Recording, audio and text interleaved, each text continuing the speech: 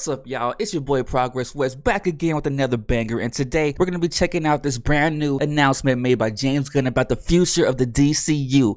What? Without further ado, let's jump right into it. Oh yeah, leave a like if you like the video, subscribe if you digging the vibes, and we on it. Hey everybody, I'm James Gunn. I'm the Hi, co-CEO of James. DC Studios. So as many of you know, DC has been disconnected in film and television for a long time. And it's one of, our jobs, mine and Peter's, is to come in and make sure the DCU is connected in film, television, gaming, and animation. That the characters are consistent, played by the same actors, and it works within one story. And if something is outside of that, like Matt Reeves' Batman or Todd Phillips' Joker or Teen Titans Go, that it is clearly labeled as DC Elseworlds, outside of the mainstream DCU continuity.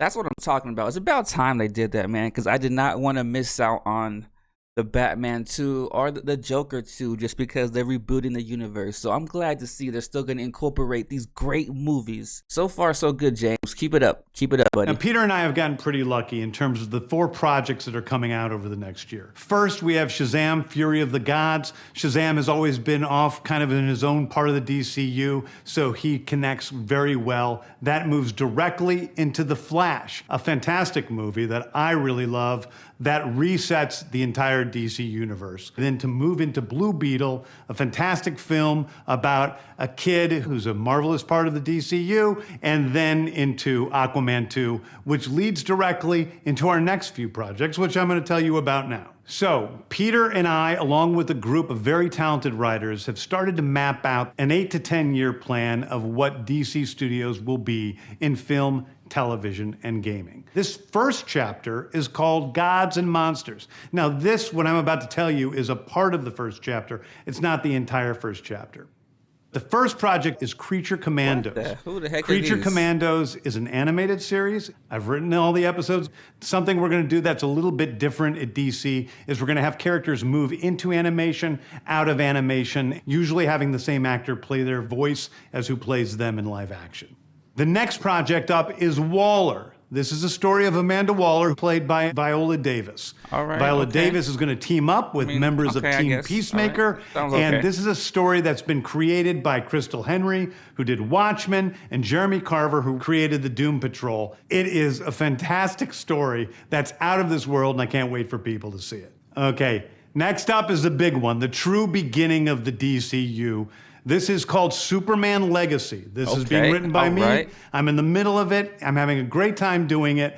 And Superman will be released into theaters July 11th, 2025. Okay, the next thing is a big premiere HBO television series called Lanterns. This is a story of a couple of Green Lanterns, John Stewart and Hal Jordan. And we have a few other Lanterns peppered in there, but this is really a terrestrial-based TV show, which is almost like True Detective, with a couple of Green Lanterns who are space cops watching over Precinct Earth. In it, they discover a terrifying mystery that ties into our larger story of the DCU. Next is a big movie called The Authority. The Authority is a passion project of mine. It's based on the marvelous Wildstorm characters we are now bringing into the DCU and will interact with all of our primary DCU characters. The Authority are a group of superheroes. This must be his trying to bring his own version of Guardians of the Galaxy into the DC, because this is an unknown group, much like Guardians of the Galaxy was, with a bunch of looks like misfit characters that no one's ever heard of. So it looks like he's trying to recreate that Guardians of the Galaxy magic with this. I wonder if it'll work. Those who think the world is broken and they want to fix it by any means necessary. I think it's a very different look at superheroes. We're doing a television series called Paradise Lost.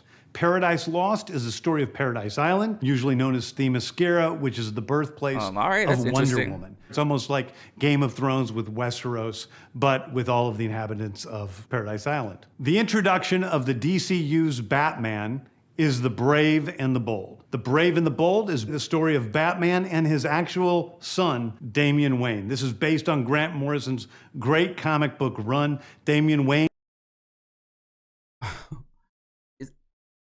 I'm trying not to scream. This is what we're gonna actually see, a live action Damian Wayne. I'm gonna hold my thoughts until the end of this, but What? James Gunn, you killing it, my dog. You killing it. Is my favorite Robin. He's a little assassin who Batman tries to get in line. And so this is the story of the two of them and the beginning of sort of the Bat family in the DCU. Next up is a TV series called Booster Gold. Booster Gold is one of comics' really popular cult heroes.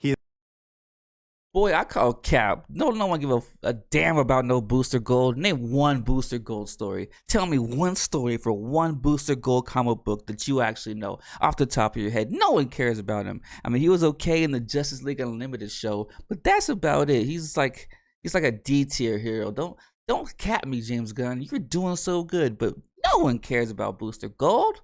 What? He is a fascinating guy. He's a loser from the future who uses future technology to come back to present day and become a superhero so that people will love him. It is basically the superhero story of imposter syndrome on an HBO Max series. One of my favorite comic book series from last year was Tom King's run on Supergirl, Woman of Tomorrow. And so we're going to turn that into a big science fiction epic film. Now, Superman is a guy who was sent to Earth and raised by loving parents. Whereas Supergirl in this story, she is a character who was raised on a chunk of Krypton. She watched everybody around her perish in some terrible way. So she's a much more jaded character. And that brings me to Swamp Thing, the last thing we're going to talk about, a very dark horror story in the origins of the monster who is Swamp Thing. And although it's totally outside of the rest of the DCU, it will still feed into the rest of the stories. Anyway, those are the stories that I can tell you about right now. I've loved the DC characters. All right, so it looks like, man, we got some interesting things on the horizon. This is absolutely insane. Cannot believe we're actually going to get a live... I was a child. Boy, shut up, I'm talking. I cannot believe we're actually going to get a live action Damian Wayne. What? Not only are we going to get a Robin finally on screen for like the first time in like, what, 20 something years? It's going to be Damian Wayne? Oh my God, that is intense. That's insane. Like, read a comic book if you don't know why that's insane, man. I'm the MCU guy, but I still love my DC comics too. I'm looking forward to that Superman movie. That's gonna be crazy. It's gonna be awesome, and I cannot wait for that. They got that Supergirl movie. The art looks fantastic, so it's probably gonna be like some trippy space visual Supergirl story. That sounds pretty interesting. I mean, but it looks okay. I mean, I'm sure it's gonna be okay. RIP to CW, by the way. We're gonna miss those shows. Bye bye Arrowverse. What else do they have? Yeah, I'm not really looking forward to that. Boy, I said shut up. I'm not really looking forward to this Booster Gold. Boy, why you capping? Don't no one care about no Booster Gold. This sounds absolutely terrible. So it's gonna be about a bunch of freaking Amazonian warriors. Like, they're on an island by themselves. Like, how interesting can the stories be? It sounds terrible. I wonder if this will actually make it. This sounds, I already spoke my piece about this. That's what I think about it. You know what I mean? I feel like he's trying to recreate the Guardians of the Galaxy magic. Guardians of the Galaxy magic. This sounds fantastic. A live action Green Lantern show. Boy, stop. That's gonna be intense. And we got our boy Jon Stewart finally. Yes. Oh God, I can't wait. They got my boy in the yellow right here. Does that mean Jon Stewart's gonna be warped into the Sinestro Corps, or what's going on with that? Either way, I can't wait to see it, man. And this looks fantastic. What else they got? I mean, of course, who's not excited for a new Superman film, man? Superman's the guy. And this sounds crazy. I mean, I don't know who any of these people are. I'm not really excited about this.